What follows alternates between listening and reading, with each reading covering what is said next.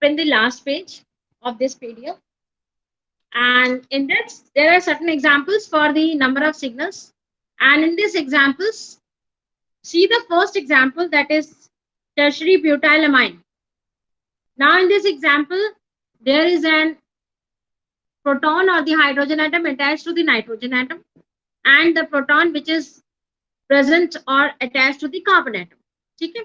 And यहाँ पर जो number of signals आते हैं, that is 2 आते हैं. 2 NMR signals are obtained here. One signal is for the protons which is attached to the nitrogen atom, and other signal is for the proton which is attached to the carbon atom. Okay. तो यहाँ पर जो भी हमारे 3 methyl groups हैं, and in these 3 methyl groups, the hydrogen atom which is attached to the carbon atom have the same environment. ठीक है. यहाँ पर हमारे पास 2 signals हो गए, signal A for each methyl group and signal B is for the hydrogen atom. आगे आज मैं जो आप लोगों को बताऊंगी केमिकल शिफ्ट वगैरह, वो इसके आगे डिस्कस करेंगे हम लोग. ठीक है. So next example is the 1,2-dibromomethane, and here 1 NMR signal is obtained. Now why 1 NMR signal? Because each carbon atom has the bromine. यहाँ पर क्या है? Bromine attached to the each carbon atom, and along in this carbon atom the hydrogen atom is also attached. Okay. तो यहाँ पर जो भी हमारे protons attach हैं carbon atom के साथ, that proton has the same environmental condition. That proton is surrounded by the same type of electron cloud. Okay. तो यहाँ पर जो हमारे सिग्नल्स आएंगी, दैट इज हमें एक सिग्नल ऑब्टेन होता है, ऑल्दो यहाँ पर हमारे पास 2 कार्बन एटम्स में, and this carbon atoms has the 4 protons. इतना क्लियर हो रहा है बेटा आप लोगों का? Yes ma'am. हाँ. तो here ma'am example different examples are there. आप लोगों ने इन, हाँ बोलो बेटा. मैम 1,2-डाइक्लोरोप्रोपेन में मैम कौन से example? 5 figure 5.4 B part. Ma'am यहाँ 3 सिग्नल होने चाहिए. ए और बी का एनवायरनमेंट कैसे सेम हो? ए और बी तो सेम है मैम. 1,2-डाइक्लोरोप्रोपेन किसका? ये मैम 5.4 का बी पार्ट. 1,2-डाइक्लोरोप्रोपेन. यस. ठीक है. हाँ, क्या पूछ रहे हो बेटा इसमें? मैम यहाँ ए और बी वाले जो प्रोटॉन्स हैं, इनका ये तो एनवायरनमेंट सेम है, तो फिर यहाँ 4 सिग्नल्स सेम एनवायरनमेंट कहाँ है बेटा? यहाँ पर जो बी वाला प्रोटॉन, हाँ मैम C1 से ही अटैच है दोनों. C1 से तो अटैच है, लेकिन जो बी प्रोटॉन है उसके लेफ्ट साइड पे भी हमारा क्लोरीन एटम है, और नेक्स्ट कार्बन एटम के पास भी यहाँ पर क्लोरीन एटम प्रेजेंट है. Yes ma'am. तो ये जो हमारा प्रोटॉन बी जो है, it is under the influence of 2 chlorine atoms, इसलिए इसका एनवायरनमेंट जो होगा वो अलग हो जाएगा. केमिकली देख लिया, chemically they are chemically means होता है कि यहाँ पर कौन कौन से एटम्स प्रेजेंट हैं किसी भी प्रोटॉन के आसपास. जैसे हमारा प्रोटॉन बी ए है, ए में हमारे पास क्या है? टॉप में क्लोरीन है और इसके बॉटम में कार्बन एटम C2 से जो अटैच है, that is the hydrogen atom.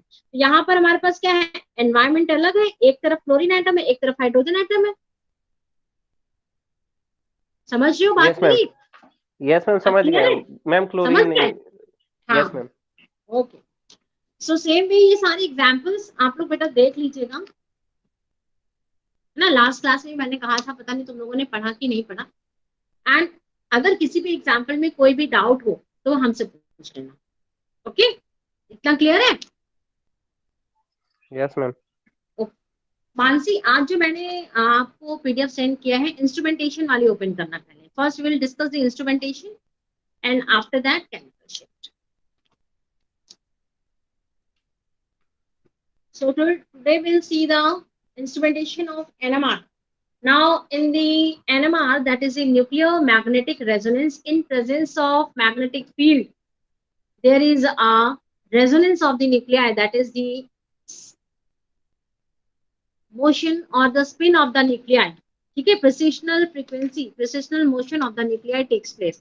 So in this case, in the NMR spectroscopy, magnetic field के presence में means here the magnet is used to provide the particular magnetic environment having a definite strength. ठीक है. And here radio frequency is used to provide the energy. And in this instrumentation, along with the magnet, along with the radio frequency, there is a detector and there is an amplifier. So detector का purpose same होता है to detect the electromagnetic radiation and to convert it into the electrical signals. ठीक है? So detector is working as a mediator in each and every instrument. And here जो भी हमारा detection system होता है, that detection system is used to note the energy or to record the energy that is transferred from the radio frequency beam to the nucleus. ठीक है?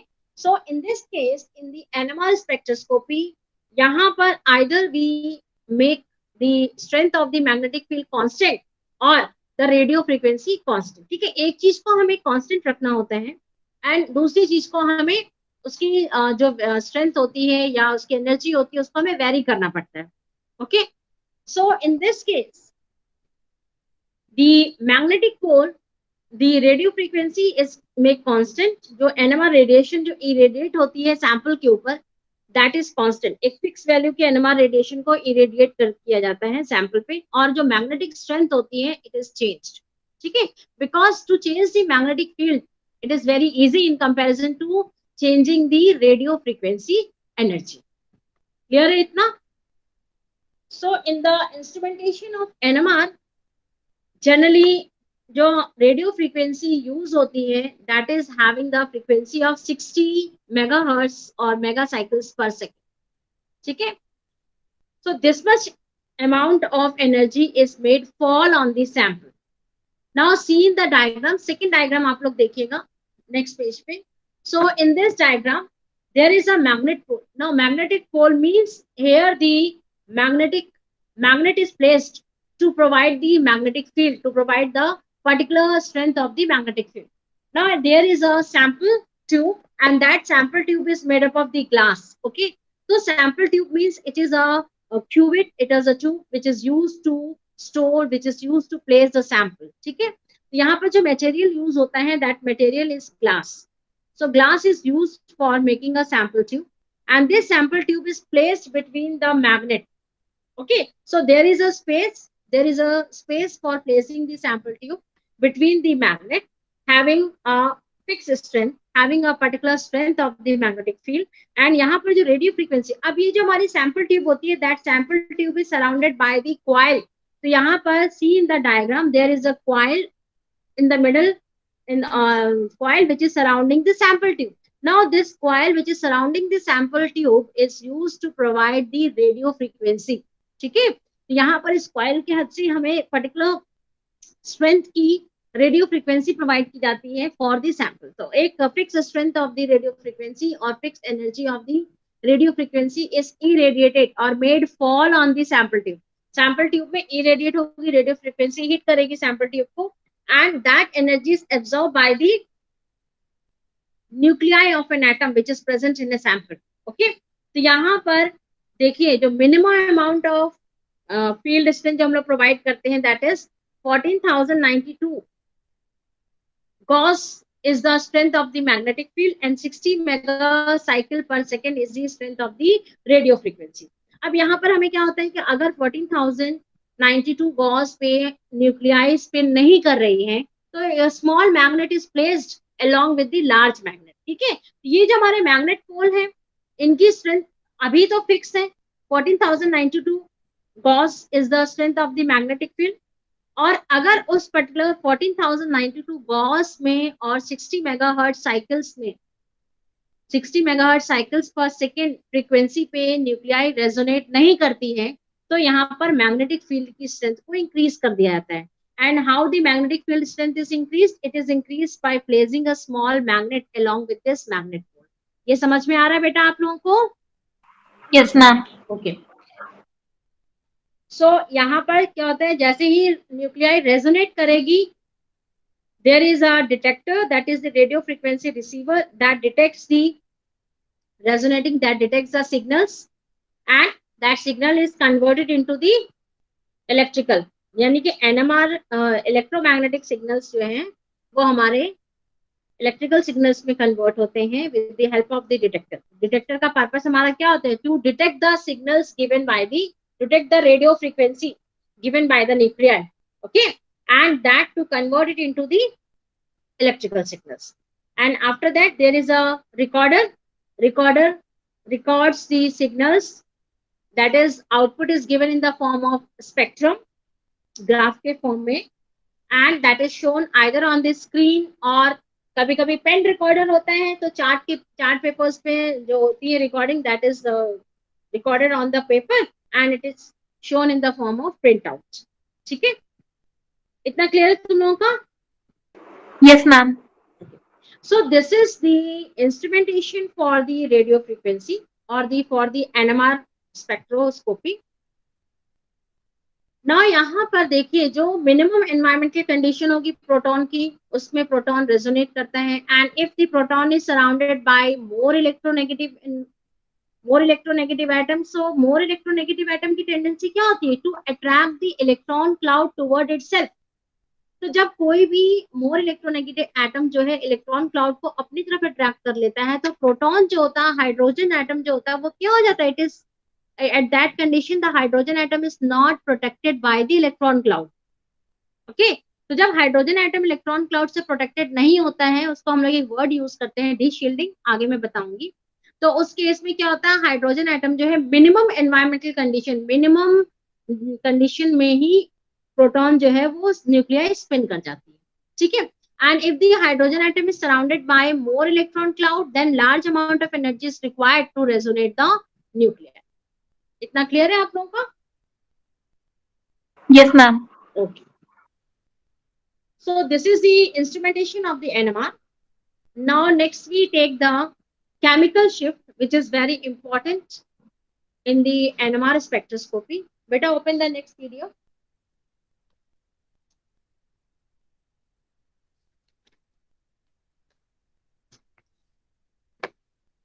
So next we take the chemical shift. Now chemical shift means the position of a signal. जो भी NMR spectrum जो हमें obtain होता है, उस spectrum में जो सिग्नल्स ऑब्टेन होते हैं, जो अभी हम लोगों ने नंबर ऑफ सिग्नल्स पढ़े थे, उन सिग्नल्स की पोजीशन कहाँ होगी. ठीक है, that is the chemical shift. So the number of signals tells about the number of equivalent proton in a molecule. ये हम लोग डिस्कस कर चुके हैं.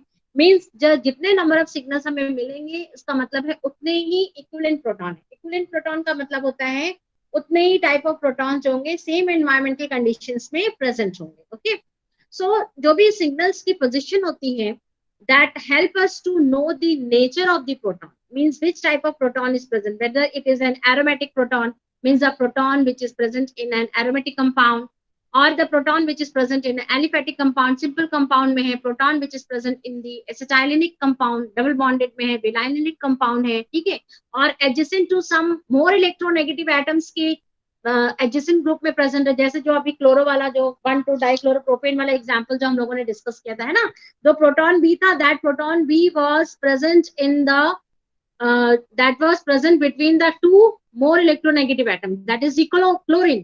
ठीक है, in comparison to the hydrogen. Hydrogen से तो क्लोरीन का इलेक्ट्रोनेगेटिविटी ज्यादा ही होती है. ठीक, तो ये हमारा क्या है? इलेक्ट्रॉन अट्रैक्टिंग ग्रुप के साथ प्रेजेंट है और इलेक्ट्रॉन रिलीजिंग ग्रुप के साथ प्रेजेंट है.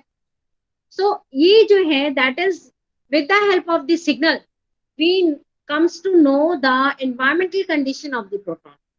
कि प्रोटॉन की environmental condition कैसी है, प्रोटॉन का chemical जो condition है, that is वो कैसा है. chemically condition means हमारा क्या हो गया कि जो atoms, different atoms जो present है वो किस टाइप के हैं. ठीक है, so each proton have a different electronic environment and they absorbs at a different applied field strength. जैसे पहले अभी हमने डिस्कस किया था, मीन जितने भी हमारे प्रोटॉन्स होंगे उनके इलेक्ट्रॉनिक एनवायरनमेंट डिफरेंट होंगे. जब इलेक्ट्रॉनिक एनवायरनमेंट डिफरेंट है तो इसका मतलब क्या है कि जो अप्लाइड फील्ड स्ट्रेंथ है that will also be different. Okay, her proton अलग अलग एनवायरमेंटल कंडीशन प्रेजेंट है. कोई मोर इलेक्ट्रोनेगेटिव एटम्स के साथ प्रेजेंट है, कोई लेस इलेक्ट्रोनेगेटिव एटम के साथ प्रेजेंट है, कोई प्रोटॉन इलेक्ट्रॉन रिलीजिंग ग्रुप के साथ प्रेजेंट है. तो इसका मतलब क्या हो गया कि हर प्रोटॉन के आसपास जो इलेक्ट्रॉन एनवायरमेंट प्रेजेंट होगा, इलेक्ट्रॉन क्लाउड प्रेजेंट होगा, दैट विल बी डिफरेंट. जैसे कोई भी हमारा हाइड्रोजन एटम जो है इलेक्ट्रॉन रिलीजिंग ग्रुप के साथ प्रेजेंट होगा, तो इसका मतलब क्या हो गया? उस हाइड्रोजन एटम के आसपास इलेक्ट्रॉन क्लाउड ज्यादा होगा. ठीक है, and if the hydrogen atom is present along with the electron attracting group, तो क्या होगा? हाइड्रोजन एटम के आसपास जो इलेक्ट्रॉन क्लाउड होगा दैट विल बी लेस. ठीक है, इतना क्लियर हो रहा है तुम लोगों का? So all these conditions decides the environmental condition of the proton, and all these conditions decides the different field strength applied to the proton, which is absorbed by the proton. Okay. So in the chemical shift, that is, there is a shift in the position of a NMR signal compared with the standard data. There is a standard reference. उस reference की comparison में जब NMR signals की position में shifting होती है, and that shifting is just because of the shielding and de-shielding of the proton. Now first we take the shielding and de-shielding of the proton. Now what is the de-shielding of the proton? De-shielding of the proton means, in the first class I have discussed that each and every proton, each and every atom has some induced magnetic field. Induced magnetic field का मतलब होता है the magnetic field present in the atom itself. That is, nuclei itself is working as a tiny magnet. ठीक है, तो यहाँ पर जो न्यूक्लियाई की जो मैग्नेटिक फील्ड होती है, इंटरनल मैग्नेटिक फील्ड होती है, that is also known by the term induced magnetic field. ठीक, सो अगर इंड्यूस्ड मैग्नेटिक फील्ड जो है it increases the effect of applied magnetic field, then the proton feels the higher field strength and such protons are said to be de-shielded. यहाँ पर क्या होगा, induced magnetic field जो है वो applied magnetic field या external magnetic field की strength को increase कर रही है. जब external magnetic field की strength को कोई भी induced magnetic field strength increase करती है, तो इसका मतलब हमारा proton क्या था, that proton is de-shielded. De-shielded means the proton is not protected by the electron cloud. Okay, तो उस केस में क्या हो जाएगा, जो हमारे सिग्नल्स होते हैं, एनएमआर सिग्नल्स होते हैं, that NMR signal is towards the down field. अभी मैं बताऊंगी down field and up field क्या होता है. And this shifts in the absorption down field to get the effective field strength. Okay, और शील्डिंग का मतलब क्या होता है, जब इंड्यूस्ड मैग्नेटिक फील्ड जो है it opposes the applied field. Applied field को अपोज करना, अप्लाइड फील्ड की स्ट्रेंथ को कम करना, then the proton is said to be shielded. Shielded मतलब होता है प्रोटेक्टेड. सो ये हमारा प्रोटेक्टेड कब होगा, जब किसी भी प्रोटॉन के आसपास इलेक्ट्रॉन क्लाउड ज्यादा प्रेजेंट. तो जब उस प्रोटॉन के आसपास इलेक्ट्रॉन क्लाउड प्रेजेंट होगा तो वो इलेक्ट्रॉन क्लाउड क्या करेगा, प्रोटॉन को एक्सटर्नल मैग्नेटिक फील्ड से शील्ड करेगा, प्रोटेक्ट करेगा. और उस केस में क्या हो जाएगा, जब एक्सटर्नल मैग्नेटिक फील्ड से प्रोटॉन को इलेक्ट्रॉन क्लाउड प्रोटेक्ट करेगा, it means that we say that the proton is shielded. Okay, so greater the electron density around the proton, किसी भी हाइड्रोजन न्यूक्लियाई के आसपास अगर इलेक्ट्रॉन डेंसिटी ज्यादा है, ठीक, इसका मतलब क्या है, that proton is shielded, that proton is protected and it results into the greater the shielding effect and greater is the external magnetic field required to overcome the shielding effect. ठीक है, जैसे कोई इलेक्ट्रॉन डोनेटिंग ग्रुप है, वो hydrogen atom के साथ present है, तो हमारा hydrogen atom electron donating group का मतलब क्या है, that group is donating the electron cloud and that electron cloud protects the hydrogen atom. तो जब हाइड्रोजन एटम प्रोटेक्टेड रहेगा तो इसका मतलब क्या हो जाएगा, large amount of external magnetic field is required to flip the proton. है ना, एक वर्ड आया था ट्रांजिशन के लिए, moving the proton from low energy state to high energy state means there is a flipping of the proton. ठीक है, तो प्रोटॉन को फ्लिप करने के लिए जितनी ज्यादा स्ट्रेंथ की एनर्जी रिक्वायरमेंट होगी वो किस कंडीशन के ऊपर डिपेंड करता है, it depends upon the shielding effect of the proton. अगर शील्डिंग इफेक्ट ज्यादा है तो greater amount of energy is required to flip the proton.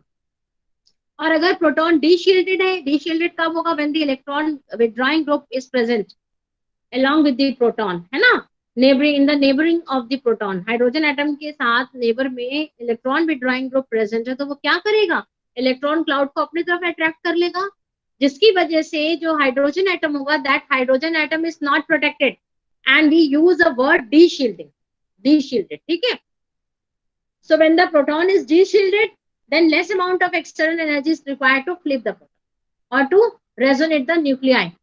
इतना क्लियर हो रहा है तुम लोगों का बेटा? Yes, ma'am. Yes, ma'am. So shielded proton means high field, means high field का मतलब क्या हो गया, high energy is required, large amount of magnetic field, high field strength, high magnetic field strength is required to flip the proton.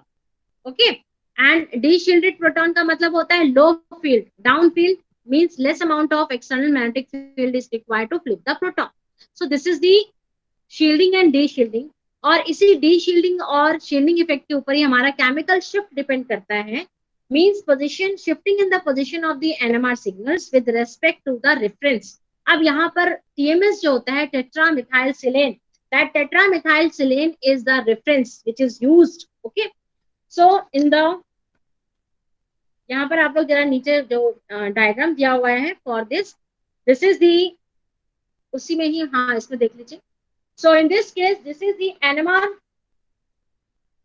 spectra which is obtained during the study. Okay. Now in this NMR spectra, here जो extreme right side है वहां पर TMS लिखा हुआ है. That TMS is the tetramethylsilane.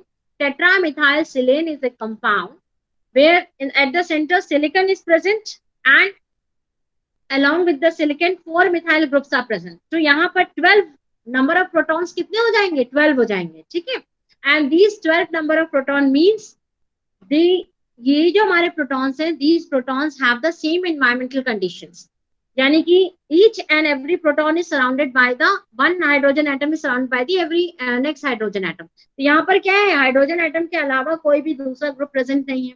तो these protons have the same environmental conditions and we say that these 12 protons are magnetically equivalent protons and they have same magnetically equivalent positions and hence a sharp signal is obtained at the extreme right. तो यहाँ पर extreme right जो sharp signal obtain होता है, signal की height जो होती है, length होती है, वो भी ज्यादा होती है.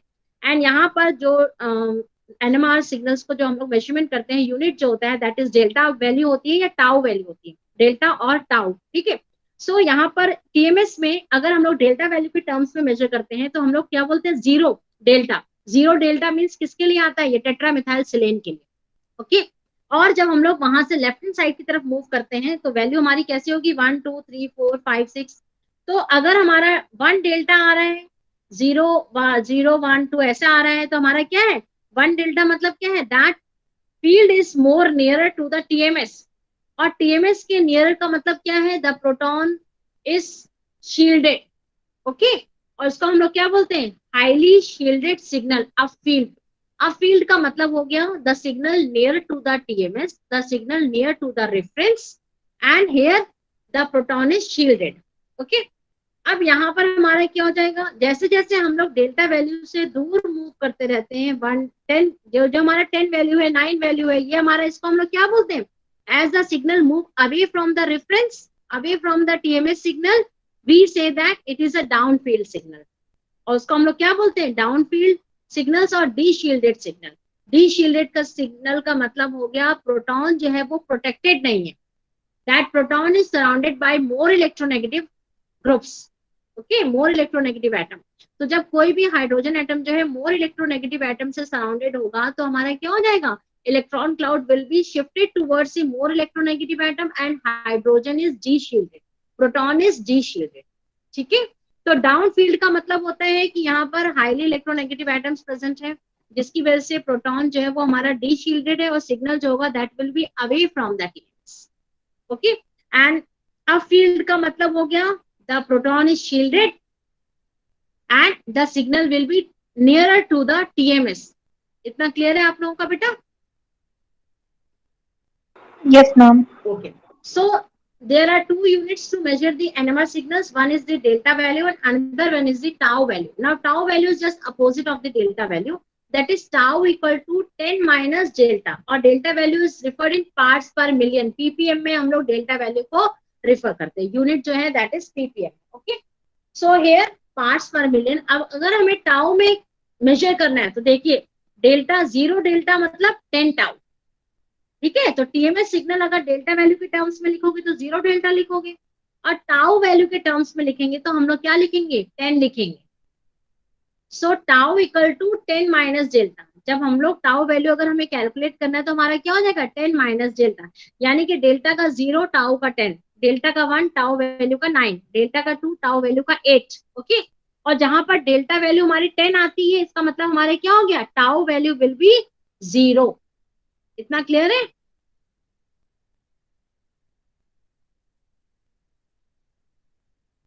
नाउ इन दिस केस कोई भी जो हमारा प्रोटॉन होता है, दैट प्रोटॉन और a set of proton which absorbs at a field lower than the TMS is given by a positive delta. ठीक है, तो अगर प्रोटॉन जो है टीएमएस वैल्यू से लोअर आता है, राइट साइड में कोई वैल्यू आती है, उसको हम लोग क्या देते हैं, पॉजिटिव वैल्यू देते हैं।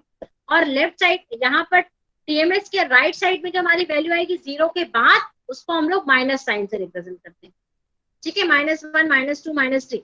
तो ये हमारा डेल्टा वैल्यू में अगर माइनस साइन आ रहा है तो इसका मतलब क्या है, जो हमारी वैल्यू आ रही है, जो हमारी सिग्नल आ रहे हैं, that will be after the TMS signal. Okay, now why the TMS is taken as a reference? Now TMS, in the TMS tetramethyl, TMS means tetramethylsilane, okay, and this tetramethylsilane is most convenient reference, and it has the different characteristics such as that tetramethylsilane is generally miscible with all the organic substances, जितने भी organic substances हैं सबके साथ miscible हो जाता है। It is highly volatile in nature, it can be easily removed from the system or from the solvent, solution जो है उससे टीएमएस जो है इजीली रिमूव हो जाता है, बिकॉज इसकी जो बॉइलिंग पॉइंट होता है वो लो होता है। ठीक है, तो नॉर्मल एनवायरमेंटल कंडीशन में भी टीएमएस को हम लोग इजीली रिमूव कर सकते हैं। And third important condition is that this TMS does not take part in the intermolecular association with the sample, sample के साथ कभी भी पार्टिसिपेट नहीं करता है, इसलिए टीएमएस के सिग्नल्स जो है कभी, टीएमएस जो है कभी इंटरफेयर नहीं करता है स्टडी में। ओके, एंड यहाँ पर जो रेजोनेंस पोजीशन आती है, that resonance position is away from the absorption due to the protons in most organic molecules. यहाँ पर जनरली जो हमारी सिग्नल्स आते हैं, that signals are away from the different environmental conditions of the proton. So यहाँ पर 12 chemically equivalent protons present होते हैं which are also magnetically equivalent proton। जो फर्स्ट पेज है उसमें टीएमएस का स्ट्रक्चर दिया हुआ है मैंने टेट्रामेथाइलसिलेन। ठीक है, सो यहाँ पर एक तो इक्विवेलेंट प्रोटॉन्स होते हैं, बॉइलिंग पॉइंट बहुत लो होती है, इजिली रिमूव हो जाते हैं, और कभी भी जो है ये हमारे इंटरमॉलिक्यूलर एसोसिएशन नहीं करते हैं, किसी भी मॉलिक्यूल के साथ एसोसिएट नहीं होते हैं in a sample. This is a very big thing. ठीक है, बिकॉज अगर कोई भी कंपाउंड जो है दूसरे मॉलिक्यूल के साथ अटैच हो जाता है या एसोसिएट हो जाता है, तो हमारे जो सिग्नल्स आएंगे that signal will not be exact जो भी हमें चाहिए, and it again interfere the study which is being continued और कंसीडर्ड। इतना क्लियर बेटा? Yes, ma'am. Yes, ma'am.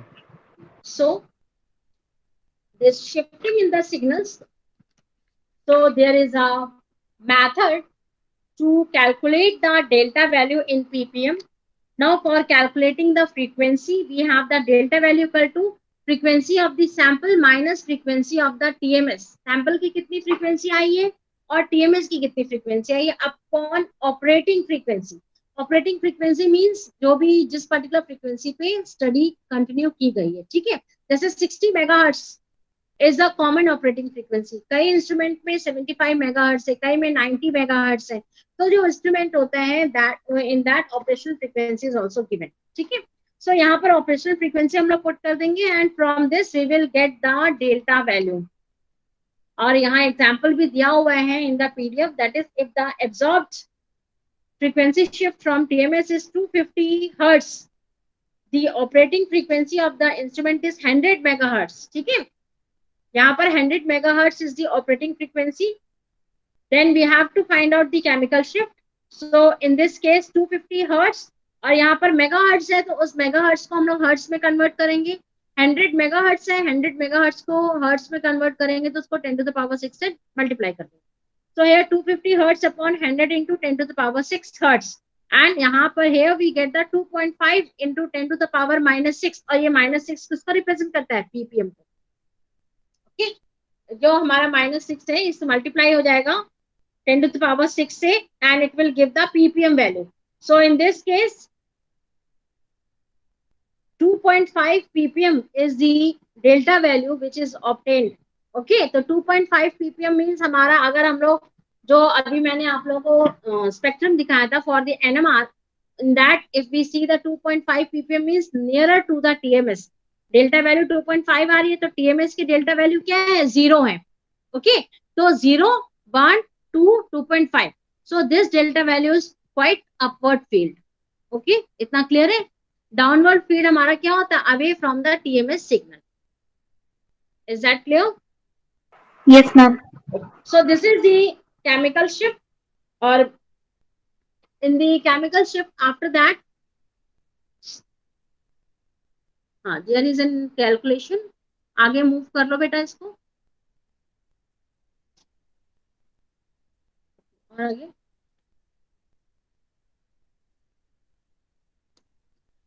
now same but I have discussed the shielding and de-shielding of nuclei, that is the proton is given here. So in this case for the shielding and de-shielding of the nuclei, जो भी हम लोग पहले discuss कर चुके हैं, same thing is given, that is the position of the signal which tells about the kind of the proton which is present in the compound, that is aliphatic, aromatic, primary, secondary, tertiary, whatever it is, depending upon the sample which is taken, and the proton present adjacent to the position, that is adjacent to the halogens or the other groups. Halogens में आपका fluorine, bromine, bromine, iodine, then nitrogen atom is present, और carbon atom is, oxygen atom is present, sulfur is present, है ना? ये हमारे atoms के हैं. All these atoms are electronegative atoms. They have more electronegativity in comparison to the hydrogen. और जिन atoms की electronegativity hydrogen atom से ज्यादा होगी, it is quite obvious that these atom has a tendency to attract the electron cloud towards themselves. ठीक है, ये जो मोर electronegative atoms होते हैं ये इलेक्ट्रॉन क्लाउड को अपनी तरफ अट्रैक्ट कर लेते हैं, जिसकी वजह से हाइड्रोजन एटम जो है वो हमारा डीशील्डेड हो जाता है, नॉन प्रोटेक्टेड हो जाता है, and because of which the less amount of energy is required to flip the proton. Okay, तो यही इस PDF में दिया हुआ है. Once you go through it and if you have any doubt तो आप लोग उससे पूछ लीजिएगा. ठीक है, now after this, after the chemical shift, next we have the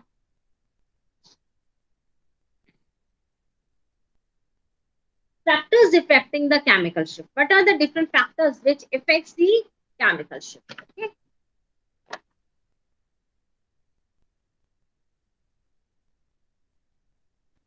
So factors affecting the chemical shift, there are different factors which affect the chemical shift. Means signals की जो shifting होती है, that depends upon the different factors, and here the factors are inductive effect, anisotropic effect, hydrogen bond, and van der Waals de-shielding. Okay. Now first we take the inductive effect, and inductive effect means the proton is de-shielded. Inductive effect, what is inductive effect ये बताइए, पहले भी आप लोग पढ़ चुके हैं इसे. It's a very basic term. Anyone?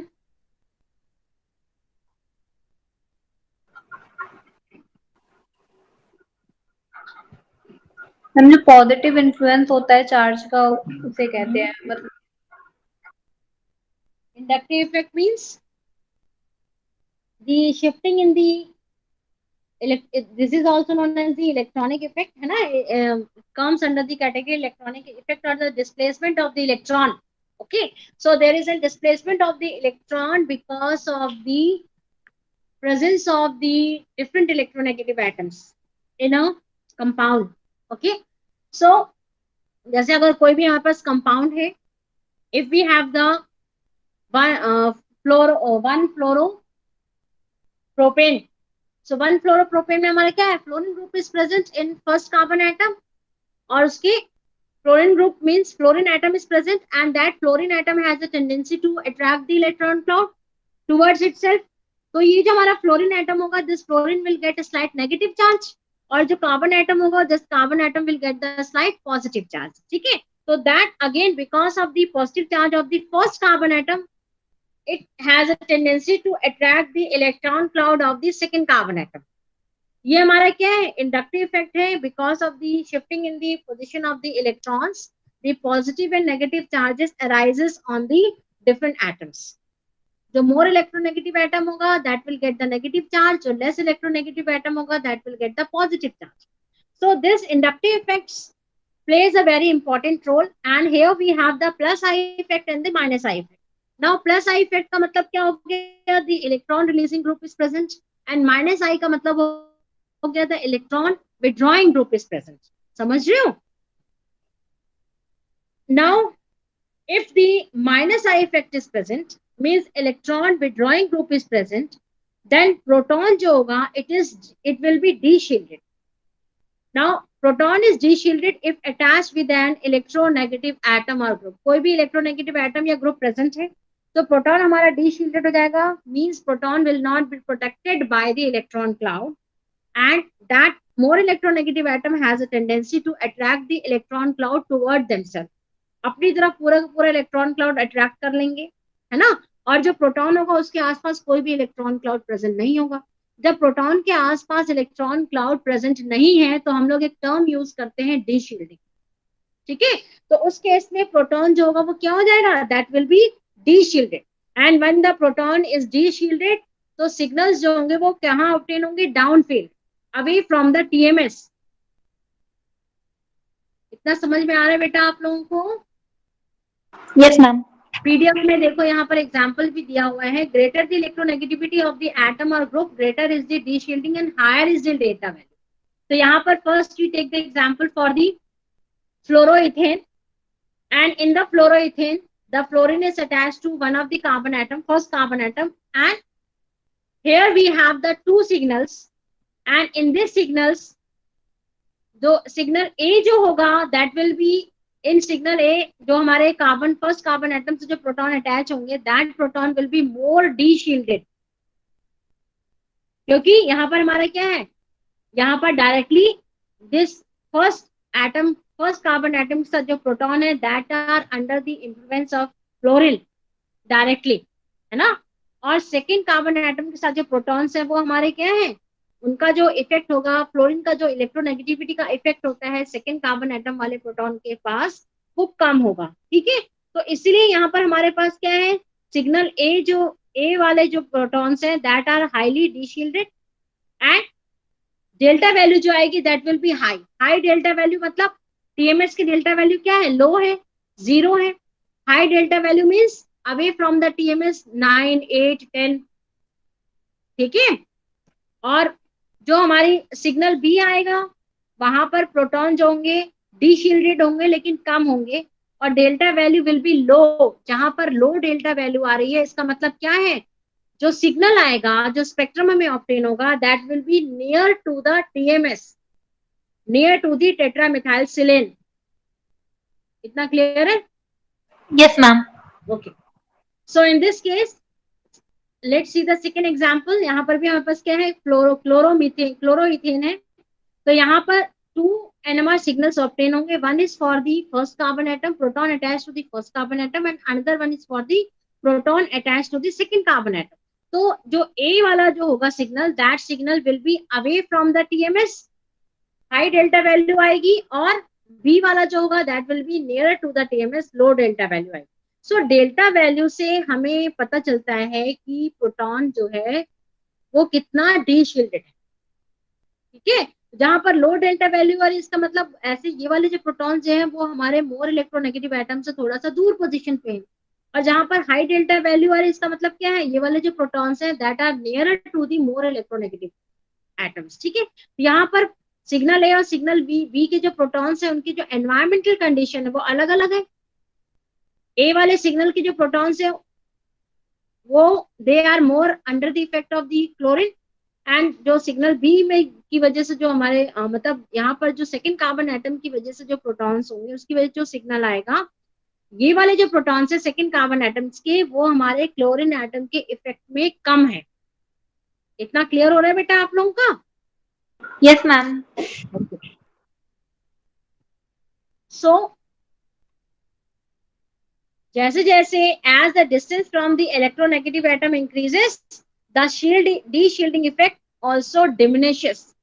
Inductive effect में ही था, जैसे जैसे हमारा क्या होता है, इलेक्ट्रोनेगेटिव एटम से दूर हमारा प्रोटॉन होता है, कार्बन एटम दूर होता जाता है, इंडक्टिव इफेक्ट कम होता जाता है। ओके, यहाँ पर भी जैसे जैसे इलेक्ट्रोनेगेटिव एटम से प्रोटॉन जो है दूर होता जाएगा डी-शील्डिंग इफेक्ट जो होगा वो कम होता जाएगा, मीन्स प्रोटॉन जो होगा उसके आसपास इलेक्ट्रॉन क्लाउड प्रेजेंट होगा। ओके, तो size of the atom also affects the electron cloud of the proton.